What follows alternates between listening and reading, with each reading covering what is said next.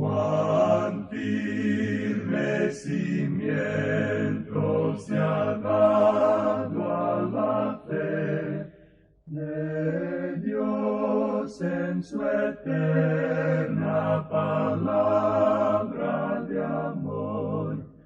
Con el propósito de compartir con usted las inmutables verdades de la palabra de Dios, presentamos A través de la Biblia, un estudio detallado y sistemático de toda la Biblia que le ayudará a conocer lo que Dios ha revelado para nuestro provecho espiritual. Estos estudios bíblicos fueron diseñados y elaborados por el Dr. J. Vernon McGee, versado maestro de la Biblia, quien dedicó la mayor parte de su vida a la enseñanza clara y sencilla de la palabra de Dios. Acompáñenos, pues, mientras avanzamos en nuestro recorrido a través de la Biblia. Cuán firme cimiento la palabra de Dios. Es un gozo estar nuevamente con usted, amigo oyente, para traerle otro estudio de la serie A través de la Biblia. Continuamos hoy, amigo oyente, nuestro recorrido por el libro de Levítico. Prosiguiendo con el tema de el gran día de la expiación, en este capítulo 16 de Levítico, consideraremos hoy el tercer aspecto, la preparación del pueblo. Leamos los versículos 20 al 22. Cuando hubiere acabado de expiar el santuario, y el tabernáculo de reunión y el altar, hará traer el macho cabrío vivo, y pondrá a Aarón sus 2 manos sobre la cabeza del macho cabrío vivo, y confesará sobre él todas las iniquidades de los hijos de Israel, todas sus rebeliones y todos sus pecados, poniéndolos así sobre la cabeza del macho cabrío, y lo enviará al desierto por mano de un hombre destinado para esto. Y aquel macho cabrío llevará sobre sí todas las iniquidades de ellos a tierra inhabitada, y dejará ir el macho cabrío por el desierto. En este gran día de la expiación, el sumo sacerdote trabajaba solo. Aarón había rociado la sangre del macho cabrío de Jehová en el propiciatorio, y ahora ponía sus manos sangrientas en la cabeza del macho cabrío vivo, y confesaba los pecados de Israel. Debe haber sido una lista sórdida de pecados, pero los confesaba todos. La imposición de las manos denota el hecho de que este macho cabrío se identificaba con los pecados de Israel, es decir, que se convertía en pecado. En Isaías capítulo 53, versículo 6, se dice de Cristo, «Mas Jehová cargó en él el pecado de todos nosotros». En la segunda carta a los Corintios capítulo 5, versículo 21, el apóstol Pablo dice, «Al que no conoció pecado, por nosotros lo hizo pecado». Y esta es una realidad. Ambrosio, uno de los padres de la Iglesia, dijo, «El ladrón sabía que aquellas heridas en el cuerpo de Cristo no eran heridas de Cristo, sino de él mismo». Entonces, Aarón ponía aquel macho cabrío en manos de un hombre que no tenía ningún interés personal en aquel cabrito, y entonces los israelitas eran apostados a intervalos para asegurarse que se cumpliese lo que la ley demandaba. Entonces, el macho cabrío vivo por fin desaparecía en el desierto para nunca jamás ser visto o hallado. La noticia de que el macho cabrío se había ido era retransmitida de puesto en puesto para que fuera conocida unos pocos momentos después en el templo. Exactamente como la noticia era transmitida de puesto en puesto, también las buenas nuevas de que Cristo ha quitado nuestros pecados han sido retransmitidas desde Mateo, Marcos, Lucas y Juan a Pablo el apóstol y luego a los primeros padres de la Iglesia y por fin al tiempo suyo y al mío, a usted y a mí. Cristo, amigo oyente, ha quitado nuestros pecados de una manera perfecta y completa. La víctima propiciatoria ilustra muchas escrituras que hacen referencia a esto. En el Salmo 103, versículo 12 leemos, «Cuanto está lejos el oriente del occidente, hizo alejar de nosotros nuestras rebeliones». Isaías 38, 17 nos dice, «He aquí, amargura grande me sobrevino en la paz, mas a ti agradó librar mi vida del hoyo de corrupción, porque echaste tras tus espaldas todos mis pecados». También en Isaías capítulo 44, versículo 22 leemos, Yo deshice como una nube tus rebeliones, y como niebla tus pecados. Vuélvete a mí, porque yo te redimí. El profeta Jeremías nos dice en el capítulo 50 de su profecía, versículo 20, En aquellos días y en aquel tiempo, dice Jehová, la maldad de Israel será buscada y no aparecerá, y los pecados de Judá y no se hallarán, porque perdonaré a los que yo hubiere dejado.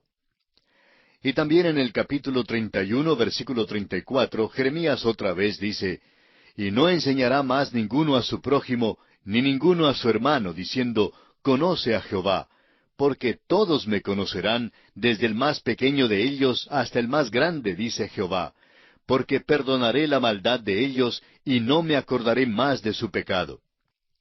Ahora, ¿qué significa el gran día de la expiación para el creyente? Pues es también un día santo para nosotros. Cuando el sumo sacerdote está allí con las manos sangrientas puestas en la cabeza del macho cabrío, pensamos en nuestro Señor en la cruz. Juan le señaló diciendo en el capítulo 1 de su libro, versículo 29, He aquí el Cordero de Dios que quita el pecado del mundo. El apóstol Juan, en su primera carta, capítulo 1, versículo 7, dice, Pero si andamos en luz, como Él está en luz, tenemos comunión unos con otros, y la sangre de Jesucristo su Hijo nos limpia de todo pecado. El decano Law ha dicho, la fe transfiere nuestros pecados. Cristo los quita. Dios los olvida. Volvamos ahora al capítulo 16 de Levítico y continuemos leyendo los versículos 23 y 24. Después vendrá Aarón al tabernáculo de reunión, y se quitará las vestiduras de lino que había vestido para entrar en el santuario, y las pondrá allí. Lavará luego su cuerpo con agua en el lugar del santuario, y después de ponerse sus vestidos saldrá, y hará su holocausto y el holocausto del pueblo, y hará la expiación por sí y por el pueblo. Con esto, el ritual del gran día de la expiación había sido consumado. Sin ser irreverentes, permítanos decir que todo lo que le quedaba por hacer a Aarón era lavarse y ordenar las cosas. Notemos una vez más que esto no tiene ninguna contraparte en Cristo.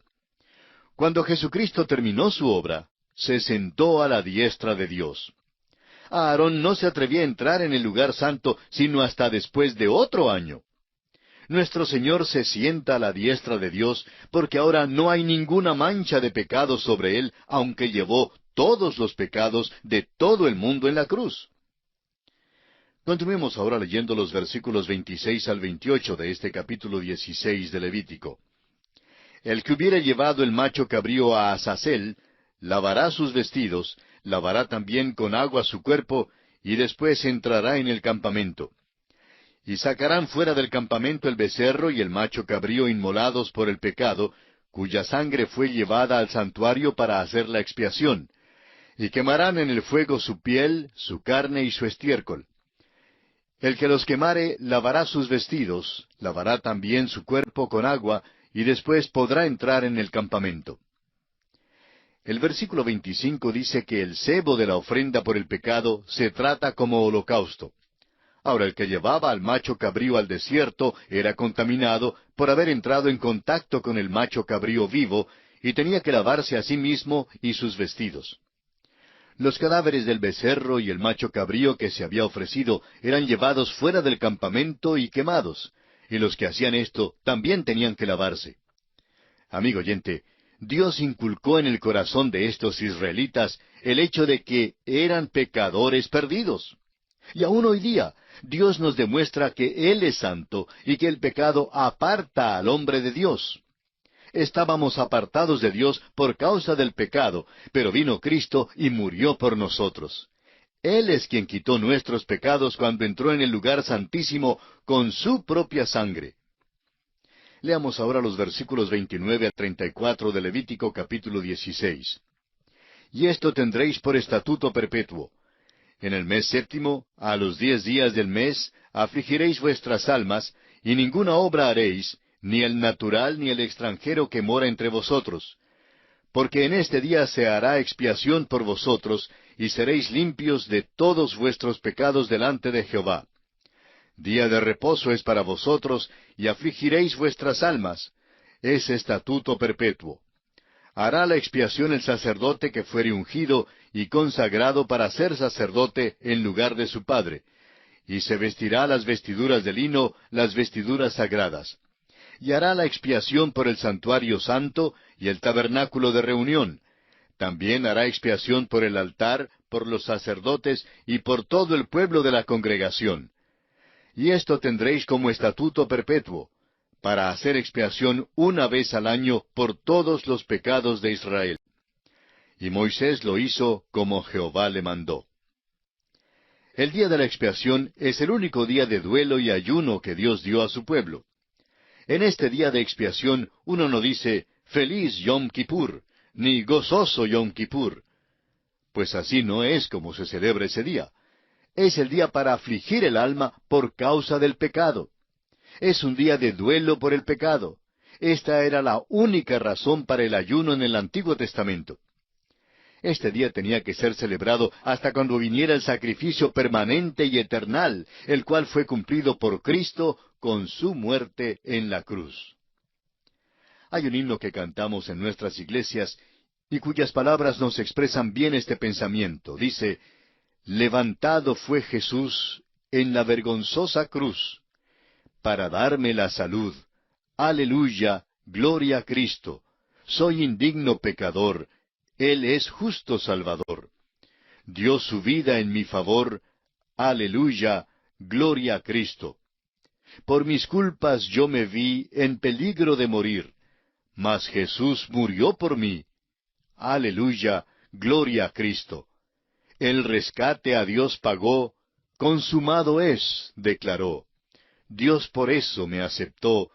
Aleluya, gloria a Cristo». Y así, amigo oyente, toca a su fin nuestro estudio del capítulo 16 de este libro de Levítico. Y entramos ahora al capítulo 17. En este capítulo 17 estudiaremos el único lugar de sacrificio y el valor de la sangre. Este capítulo tiene una aplicación directa a la marcha a través del desierto y al período cuando los israelitas acampaban alrededor del tabernáculo. Tiene que ver con las consideraciones relacionadas con la ética antes que con las consideraciones ceremoniales. Los animales limpios para el alimento tenían que ser sacrificados en el tabernáculo. Solo los versículos 8 y 9 de este capítulo tienen que ver específicamente con la ofrenda ceremonial de un sacrificio a Dios. Después que la nación de Israel se esparció por toda la tierra de Palestina, algunos vivían a muchísimos kilómetros del tabernáculo. No habría sido factible ni aun posible que ellos trajeran los animales que iban a comer para matarlos en el tabernáculo. En Deuteronomio capítulo 12 veremos que Dios revisó las instrucciones que les había dado antes cuando ya estaban listos para entrar en la tierra. Ahora, ¿por qué dio Dios tales instrucciones? Bueno, Israel acababa de salir de Egipto, donde había estado rodeado por la idolatría.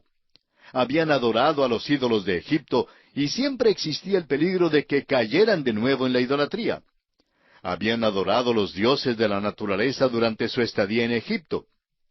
En el versículo 7, la palabra traducida demonios es en realidad seirim, que quiere decir peludo, y se refiere a los machos cabríos. Los egipcios, por ejemplo, adoraban a Mendes, el dios en forma de macho cabrío, y los griegos también adoraban al dios en forma de macho cabrío, al cual llamaron Pan. Ahora, este dios, Pan, es familiar para muchos de nosotros debido a su mención en la literatura y arte griegas. Tenía rabo, cuernos y pezuña hendida. El cristianismo medieval identificó esta forma con la del diablo. Y derivamos nuestra palabra pánico de su uso en aquellos tiempos cuando se usaba para describir el terror que causaba el diablo. De esto vemos que a los israelitas les fue prohibido matar a cualquier animal en cualquier lugar que no fuese el tabernáculo, para impedir así que lo ofrecieran a Pan, el dios en forma de macho cabrío. Aprendemos luego que jamás debían comer sangre. La razón que se da es específica. La sangre representa la vida, y había dos razones para esta prohibición. Primero, la vida es sagrada. Aún los animales no debían ser muertos innecesariamente. En segundo lugar, la sangre habla del sacrificio de Cristo. La vida es sagrada y debe ser protegida. Pero Cristo debe dar su vida para que el pecador pueda tener vida. La sangre y la vida son sinónimas.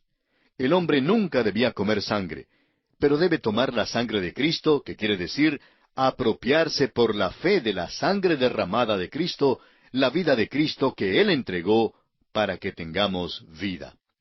Vamos pues a amar, a alabar y a hablar de la sangre. Son muchas las veces que en la iglesia se trata de restarle importancia al tema del pecado. Y amigo oyente, siempre que hay vacilación en mencionar el pecado, sigue por consiguiente que se le da también poca importancia a la preciosa sangre de Cristo. Y esta es una situación sumamente peligrosa y delicada. Bien, entraremos de lleno en el estudio de este capítulo 17 de Levítico en nuestro próximo programa. Mientras tanto, le sugerimos que estudie los versículos que contiene el capítulo 17 de este libro de Levítico que seguimos considerando para estar mejor informado y mejor preparado para nuestro próximo estudio.